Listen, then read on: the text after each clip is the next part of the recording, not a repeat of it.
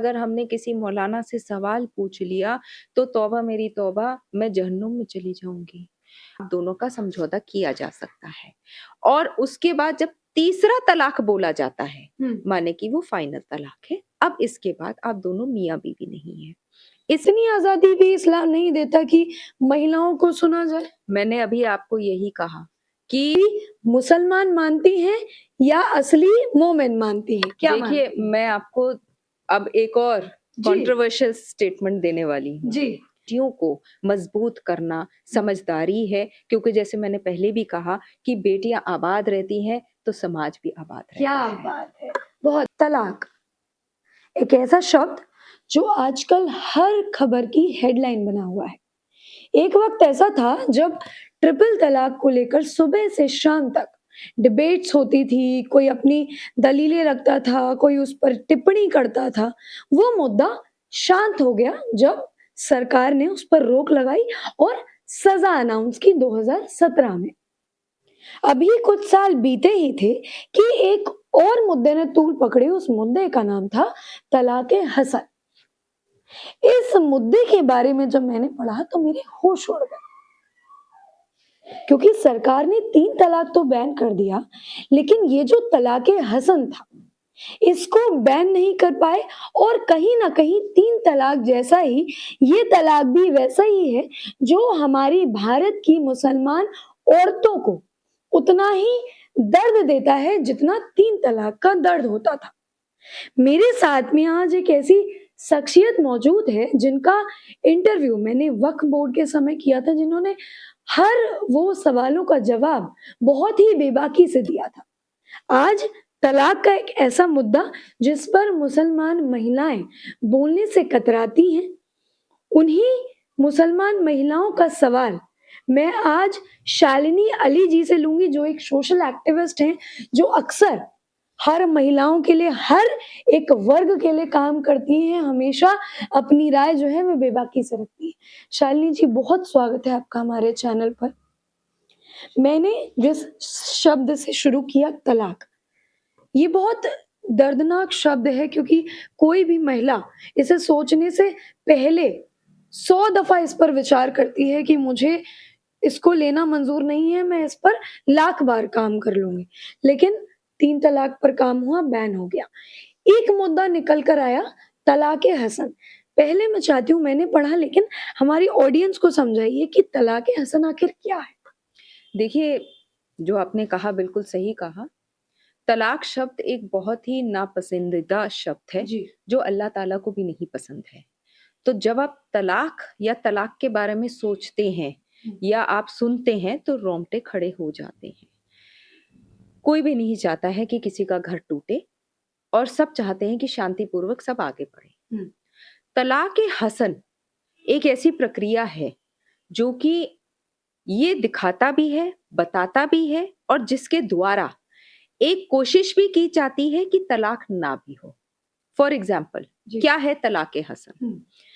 मियाँ बीवी के बीच में लड़ाई झगड़े हो रहे हैं, दोनों आपस में नहीं रह सकते हैं। पति जो है, शौहर जो है, एक बार तलाक कहता है। आपके पास 1 महीने का समय है। आपने पहला तलाक तब बोला है।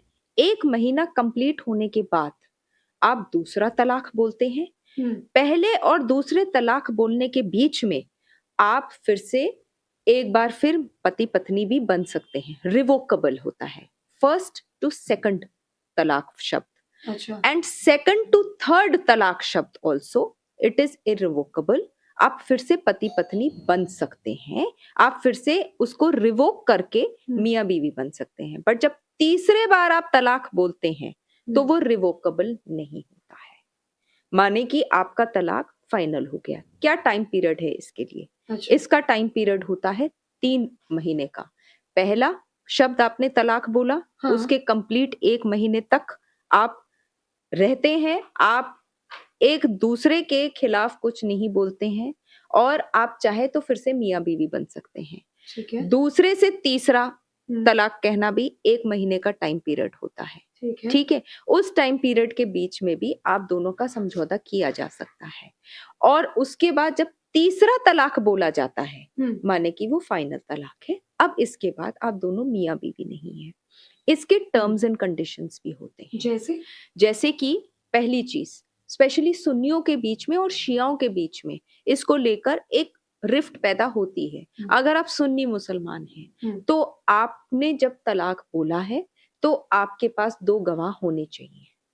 अच्छा। वही 2 गवाह आपके सेकंड टाइम तलाक कहने पे भी होते हैं और वही 2 गवाह आपके थर्ड टाइम फाइनल टाइम कहने के टाइम पर भी होते हैं। ठीक है? अच्छा। शिया मानते हैं कि नहीं, गवाही कोई देने के लिए मौजूद है या नहीं है, क्योंकि कई बार होता है कि मियाँ बीवी के बीच में लड़ाई हो रही है and the heat of the moment पति तलाक देता है, तो जरूरी नहीं है कि कोई ना कोई गुस्से में कोई ना कोई वहां पे मौजूद है या नहीं है। तो ये एक चीज होती है। ज्यादातर माना ये जाता है कि जब आपने फर्स्ट टाइम तलाक दिया है क्योंकि आप गुस्से में हैं या आप किसी ऐसे इनहेबिटेड स्टेट में हैं जहां आपने बोल दिया, कई बार नशे में भी होते हैं या कुछ भी होता है, तो हो सकता है आप वापस जब जगे या आपको एहसास हो तो आप फिर से एक बार सुलह करना चाहते हैं, कॉम्प्रोमाइज करना चाहते हैं। तो फर्स्ट तलाक से सेकंड तलाक के शब्द तक और सेकंड तलाक से थर्ड तलाक के शब्द के बीच में जो टाइम पीरियड है आप कॉम्प्रोमाइज कर सकते हैं। ये जो तलाक़े हसन है, मैं इसके बारे में जब पढ़ रही थी तो मुझे ये पता चला कि जो महिलाओं का साइड है उधर से उनकी राय नहीं ली जा रही है, सिर्फ मर्दों की तरफ से वन साइडेड डाइवोर्स दिया जा रहा है।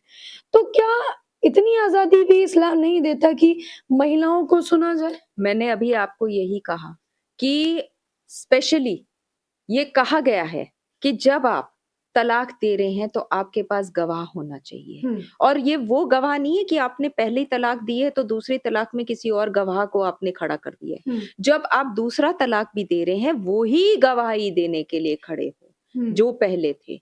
क्यों? क्योंकि जब आपने तलाक दिया है, पहली बात होती है सुलह से कोशिश करी जाती है, घर वालों के बीच में बातचीत होती है, वो लड़का लड़की दोनों को समझाते हैं। अगर लड़का लड़की के बीच में नहीं रास्ता कायम हो पाता है तो 1 महीने के समय के बाद में आप फिर से दूसरी तलाक देते हैं। उसके बाद समाज से कोई जिम्मेदार लोग होते हैं, वो भी सुलह कराने की कोशिश करते हैं। अगर तब भी बात नहीं बनती है तो 1 महीने और के बाद में आपने तलाक दे दिया है और तीसरी तलाक आपकी फाइनल होती है। अब आप इस बात को मान लीजिए, आपने निकाह किया, गवाही दी, गवाह थे, काजी थे, वकील था।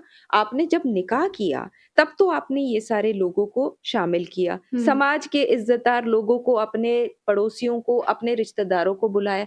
तो फिर जब आप तलाक हसन दे रहे हैं तो आप वकीलों के द्वारा क्यों दे रहे हो, या आप चुपके क्यों दे रहे हो, या आप गवाहों के सामने क्यों नहीं दे रहे हो? मैं अग्री करती हूँ इस बात को। जब आप शादी कर रहे हो, लोगों के सामने कर रहे हो, तो जब आप तलाक भी दे रहे हो तो आप लोगों के सामने दीजिए ना, छुप के क्यों दे रहे हो? आप लड़की की भी राय पूछिए ना। जब निकाह होता है तब लड़की से पूछा जाता है क्या आपको ये निकाह मंजूर है? 1 बार नहीं 3 बार आपसे पूछा जाता है। उसी तरीके से लड़के से भी पूछा जाता है कि क्या आप इनको अपने निकाह में कबूल करते हैं? 3 बार पूछा जाता है। तो उसी तरीके से जब तलाक हसन की बात हो रही है तो आपको लड़की की पक्ष, लड़के के पक्ष, दोनों के पक्ष को सुन के ही उसके बाद फैसला या आगे बढ़ने का आपको माहौल कायम करना चाहिए और कोशिश करनी चाहिए। क्योंकि देखिए, तलाक देना बहुत आसान है, बट जो गुजरती है उस लड़की के ऊपर या उन बच्चों के ऊपर, वो अगर उसकी रिस्पॉन्सिबिलिटी भी नहीं उठा रहे, जो कि ऐसा होता है, हमने देखा हुआ है, ट्रिपल तलाक में भी हमने देखा हुआ है। और बल्कि यही होने लग गया है कि तलाक हसन के द्वारा भी वो ही सब कुछ रूट होने लग गया है जो ट्रिपल तलाक के द्वारा हो रहा था। ट्रिपल तलाक इंस्टेंट था, तलाक हसन जो है 3 महीने में हो रहा है, इंस्टॉलमेंट में हो रहा है। तो आज अगर सरकार इसके ऊपर कायम रहती है और इस तलाक हसन के लिए भी रूल्स एंड रेगुलेशंस को पालन करने पे हमें मजबूर करती है, कोई खामियाजा नहीं है, कोई कमी नहीं है। और बल्कि as a matter of fact मैं तो ये बात मानती हूँ कि जैसे सर्वोच्च न्यायालय ने इसके ऊपर रूलिंग दी थी, ट्रिपल तलाक को बैन किया था और सरकार ने उसको एक बकायदा रूल बनाया था, बिल्कुल उसी तरीके से तलाक हसन के लिए भी सेम चीज होनी चाहिए। अच्छा, एक सवाल और, जब मैं पढ़ रही थी तो मैंने तलाक़ हसन देखा और तमाम नाम जो है वो मैंने पढ़े। मैं आपसे ये जानना चाहती हूँ कि तलाक़ के और भी क्या अलग-अलग तरीके हैं इस्लाम के अंदर? देखिए, जो तरीके लिखे गए हैं कुरान में या हुँ, हदीस में, हुँ, उन सब के लिए एक आप मान के चलिए एविडेंस दिया गया है। हदीस माने जो कि हमारे सल्लल्लाहु अलैहि वसल्लम साहब प्रैक्टिस करते थे और हुँ, उसको माना गया है कि आप भी एक अच्छे मोमिन बनने के लिए, मैं मुसलमान शब्द नहीं इस्तेमाल कर रही हूँ, मोमिन शब्द इस्तेमाल कर रही हूँ। एक अच्छा मोमिन बनने के लिए आप उसका पालन क्या करिएगा। फ़र्क है शालिनी जी? अच्छा मुसलमान इस्तेमाल नहीं कर रहे हैं, अच्छा मोमिन कर रहे हैं। आप इस्लाम को फ़ॉलो करते हैं या नहीं? हाँ, अगर आप इस्लाम को फ़ॉलो कर रहे हैं, हुँ, तो हाँ ठीक है, आप एक मुसलमान ज़रूर हो सकते हैं कि आपने इस्लाम को एक्सेप्ट किया, हुँ, पर क्या आप उसको अपनी ज़िंदगी में ज़हनियत तौर पे उसको फ़ॉलो कर रहे हैं या नहीं, वो हुँ, एक मोमिन होता है। एक मोमिन वो व्यक्ति होता है जो सिर्फ़ हाँ, इस्लाम को फ़ॉलो नहीं कर रहा, हुँ, वो इस्लाम की टी तक जाता है और वो कोई भी ऐसा गलत काम करने को तो छोड़ दीजिए, सोचना भी छोड़ देता है। आप एक अच्छे मुसलमान हो सकते हैं 5 वक़्त नमाज़ पढ़ के, आप एक अच्छे मुसलमान हो सकते हैं हज पे जाकर, आप एक हुँ, अच्छे मुसलमान हो सकते हैं कि आप ज़कात दे रहे हैं, पर एक अच्छा मोमिन वो व्यक्ति है जो सिर्फ़ कुरान को पढ़ता नहीं, वो हुँ, कुरान को फ़ॉलो करता है और वो साथ ही साथ में ज़हनी तौर से हुँ, तवक्कुल, तकवा और साथ ही साथ में तहज़ीब, तालीम सब चीज़ को साथ में लेकर रखता है, जो कि अल्लाह से डरता हो, जो हुँ, मानता है कि ऑलमाइटी है और मेरे को हज आखिरत के तौर पे हुँ, मेरे को इन सब अपने बुरे कामों का फैसला जो होगा, उसका जो भुगतान आंसरेबिलिटी मुझे होगी, करना भुगतान पड़ेगा। मेरे को करना पड़ सकता है। शालिनी जी अब इसी पे एक सवाल, जिन्होंने सुप्रीम कोर्ट में याचिका दायर की, हिना जी, वो प्रोफ़ेशनली जर्नलिस्ट भी हैं, उन्होंने याचिका डाली कि वो भी इस चीज़ को भुगत चुकी हैं। तो शादी के उनके 16 महीने हुए थे और उनको एक तलाक दे दिया गया, उनको पता भी नहीं था, जबकि वो पढ़ी-लिखी भी थी। तो आप इस व्यक्ति को जिन्होंने हिना जी को तलाक दिया या इनके जैसे और व्यक्ति को असली मुसलमान मानेंगी या नहीं मानेंगी? वो 5 वक़्त के नमाज़ी भी हैं, वो अल्लाह को मानते भी हैं। तो क्या शालिनी जी सोशल एक्टिविस्ट उनको असली मुसलमान मानती हैं या असली मोमेन मानती हैं? क्या देखिए, मानती हैं? मैं आपको अब एक और जी, कंट्रोवर्शियल स्टेटमेंट देने वाली हूँ। जी। आज के दौर में हुँ, 2 तरीके के मुसलमान हैं। हुँ, एक मुसलमान वो है हुँ, जो मौलाना की बात में आकर कुरान को पढ़ता है, हुँ, समझता है और इस्लाम को फ़ॉलो करता है। हुँ, और एक मुसलमान वो है जो कि कुरान को सही इंटरप्रिटेशन के साथ में पढ़ता है। हुँ, यहीं पे एक बहुत थिन लाइन है। ऐसे बहुत से शब्द हैं जिनका दुरुपयोग किया जाता है और उस दुरुपयोगिता के वजह से हम देखते हैं कि हमारे बहुत से युवा हुँ, इधर-उधर रास्तों पे गलत रास्तों पे भटकते हैं। हुँ, तो जो इंसान कुरान को पढ़े, हुँ, ज़हनी तौर से समझे, हुँ, उसकी एक-एक आयत को उसके इंटरप्रिटेशन के साथ में हुँ, समझे, वो एक सच्चा मुसलमान है। और जो इंसान हुँ, कुरान को पढ़ तो रहा है, पर ज़हनी तौर से समझ नहीं रहा है। हुँ। एग्ज़ाम्पल पॉलीगैमी का भी है इसमें, जी, जी। उसके ऊपर भी मैं आपको बताऊँगी। वो इंसान सिर्फ़ कहने के लिए तो मुसलमान है क्योंकि उसने कलमा पढ़ लिया है, हुँ, क्योंकि वो एक शायद मुसलमान परिवार में जन्मा है, हुँ, उसके कान में अज़ान दी गई है, वो उस तरीके का तो एक मुसलमान है, हुँ, पर वो ज़हनी तौर से एक मोमिन आदमी नहीं है, मोमिन व्यक्ति नहीं है। हुँ। पॉलीगैमी का एग्ज़ाम्पल मैं आपको जी, दे देती जी। हूँ कि जहाँ हमारे पास कुरान में पॉलीगैमी के बारे में लिखा गया है और बहुत ज़हनी तौर से हुँ, समझाया भी गया है। Hmm, as a matter of fact हमारे जो खुद नबी साहब सल्लल्लाहु अलैहि वसल्लम साहब की जब पहली बेगम हुँ, हज़रत खदीजा का इंतकाल हुआ था, तो जाकर उन्होंने दूसरी शादी करी थी। उन्होंने दूसरी शादी तब करी थी जब उनकी पहली बेगम हज़रत खदीजा का इंतकाल हो चुका था।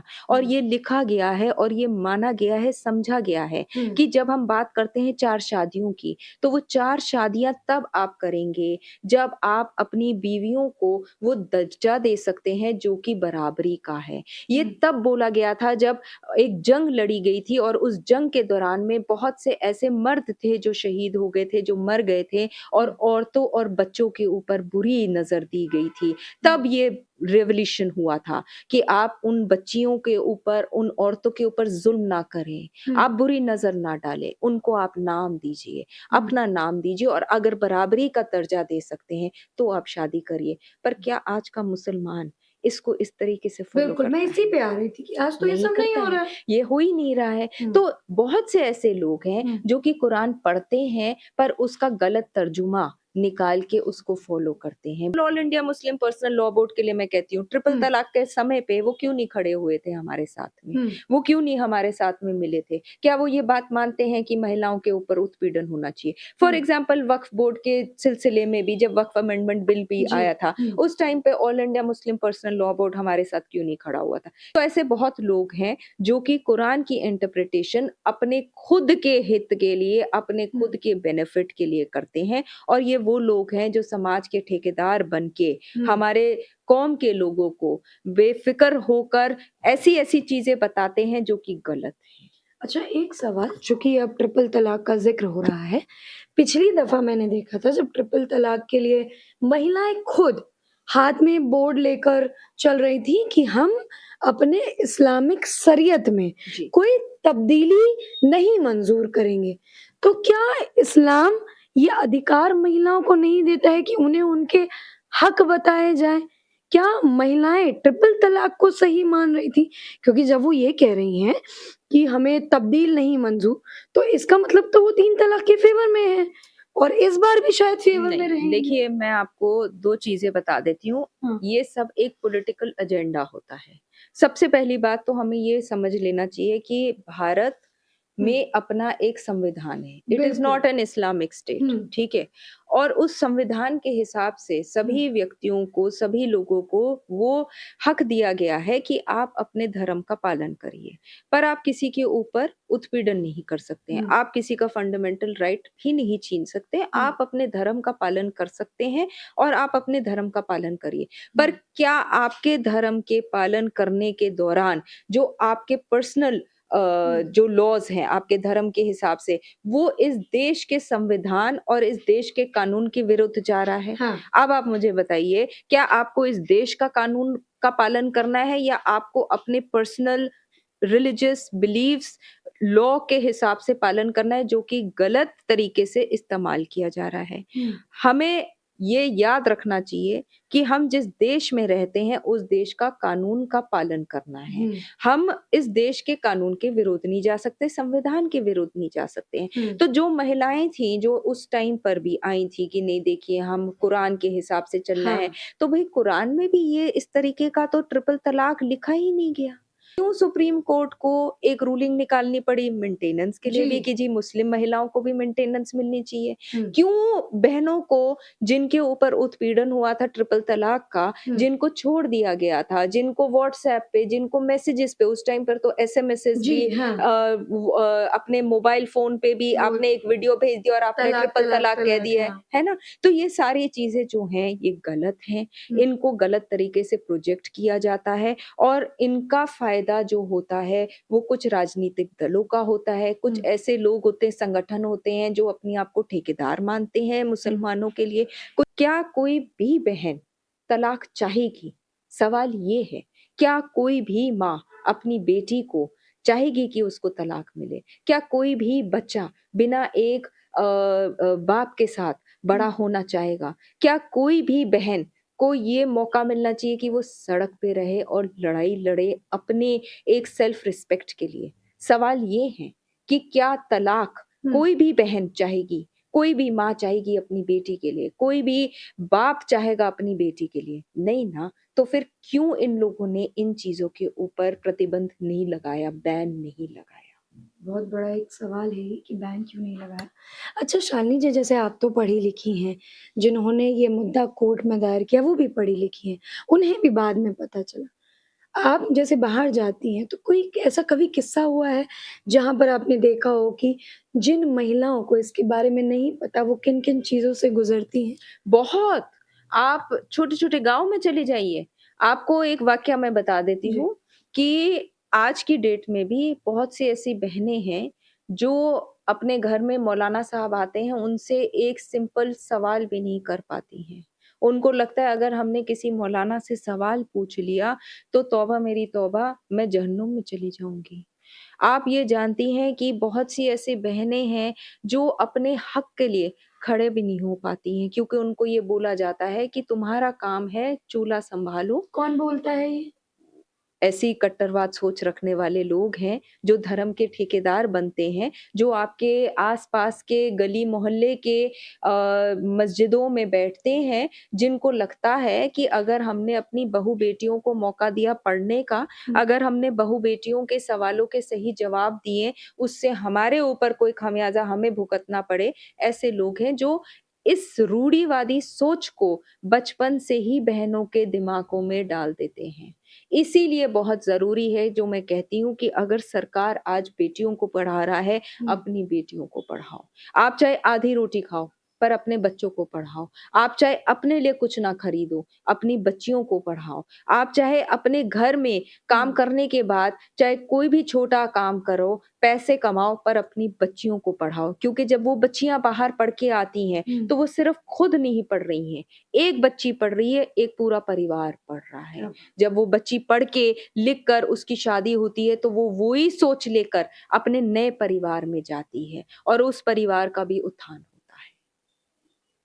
अच्छा शालिनी जी, एक अहम सवाल, क्या ये जो मुद्दा उठाया गया है, हिना जी ने जो ये मुद्दा उठाया, क्या आपको लगता नहीं है कि जब ये और लोग सुनेंगे, तो ये थोड़ा हँसी वाला विषय हो जाएगा? क्योंकि अक्सर इंस्टॉलमेंट हमने फ़ोन में देखा है, आप घर के लिए कुछ सामान खरीदते हैं, उसका बिल आप इंस्टॉलमेंट में पे करते हैं। लेकिन तलाक देना वो भी इंस्टॉलमेंट में, ये थोड़ा हँसी का विषय नहीं लगता क्या? नहीं, यहाँ पे मैं आपको एक बात बता दूँ जी। कि आप एक रिश्ता ख़त्म कर रहे हैं हुँ। और मुझे नहीं लगता रिश्तों को ख़त्म करना इतना आसान होता है। हुँ। आपको मौका मिल रहा है, हुँ। आपको वो मौका दिया गया है कि आप उस रिश्ते को और मज़बूत कर दें, ख़त्म करने से बचा दीजिए। उस बच्ची की ज़िंदगी, क्योंकि आज भी आप माने या ना माने, गरीब घरों में, गाँव में तलाक बहुत ही बुरा माना जी। जाता है और हकीकत है। हुँ। लड़की की शादी में घर वालों ने पैसा खर्च किया, हुँ। हो सकता है उन्होंने लोन लिया। बिल्कुल। लड़की वापस आकर उस घर में रह रही है और बहनें होती हैं। It is a social stigma in the common village और रूरल एरिया आई विल हुँ। से। एक है, इसीलिए शायद हम ये देखते हैं कि वहाँ पे माँ-बाप भागते हैं अपनी बेटियों के घर में सुलह जी। करवाने के लिए। उसी तरीके से मुझे लगता है कि यदि आपके धर्म के प्रति एक ये मौका मिला है हुँ। रिश्ता बचाने के लिए, तो गलती माफ़ करी जा सकती है यदि आप उस गलती को मानें और सुधार की तरफ पे बढ़ें। अच्छा, अंतिम में एक सवाल, चूँकि सुप्रीम कोर्ट तक ये दलील गई है, 26 नवंबर को हियरिंग है, आपको क्या लगता है, क्या सुप्रीम कोर्ट महिलाओं के पक्ष में अपना जवाब देगा या अगली तारीख सुनाएगा? क्या लगता है आप? आशा मैं यही करती हूँ कि सर्वोच्च न्यायालय जी। बहनों के हित में फैसला दे। उन्होंने बहनों के लिए हमेशा से मैं ये कह सकती हूँ सरकार मौजूदा सरकार ने भी और सुप्रीम कोर्ट ने भी बहनों को बहुत बड़ी एक शक्ति दी है। हुँ। उन्होंने हमारी मदद करी है।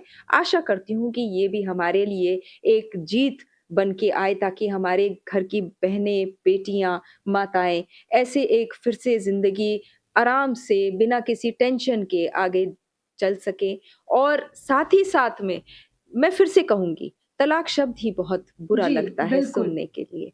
तो ऐसी कोई भी घटना ना घटे जिससे दुःख हो या एक परिवार टूटे। आपको लगता है कि अगर बहनों के हक में फैसला आया, तो क्या कहीं आग सुलग सकती है, जैसा पिछली बार थोड़ा बहुत देखा गया? सुलगने वाले तो हर वक़्त तैयार रहते हैं। अगर वो ट्रिपल तलाक का मुद्दा नहीं है, तो जी। वक्फ अमेंडमेंट बिल का मुद्दा है, तो फिर वो किसी न किसी चीज़ को लेता है।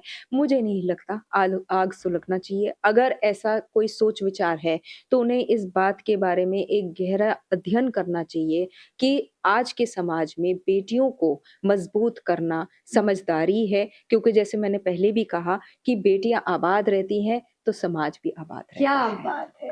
बहुत-बहुत शुक्रिया। तो देखिए मेरे साथ शालिनी अली जी थी, इन्होंने बहुत ही अच्छे तरीके से मेरे सारे कठिन सवालों का जवाब दिया।